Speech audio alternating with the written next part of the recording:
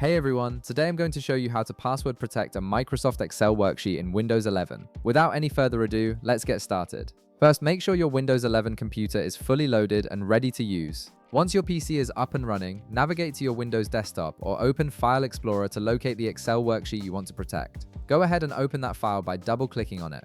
After your Excel worksheet opens, direct your attention to the top part of your screen where all your tools and menus are located. You'll notice several tabs running across the top. From this toolbar section, click on the File tab.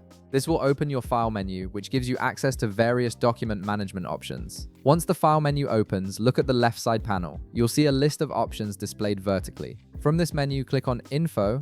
This section contains important information about your workbook along with protection features. Now you'll see an option called Protect Workbook with a drop-down arrow next to it. Click on this drop-down to reveal additional security options. A list of protection methods will appear, giving you different ways to secure your document. From the list of options that appear, click on Encrypt with Password. This feature ensures that your worksheet remains secure and can only be accessed by those who know the password. It's one of the most effective ways to protect sensitive data in Excel. After clicking this option, a password field will pop up on your screen. In this field, simply type in your desired password. Make sure to choose a strong password that you'll remember, as losing it means you won't be able to access your own worksheet. Once you've entered your password, click on OK to confirm. And that's it. From now on, every time you or anyone else tries to open this worksheet, Excel will prompt for the password you just set. Without entering the correct password, the file cannot be accessed, keeping your data completely secure.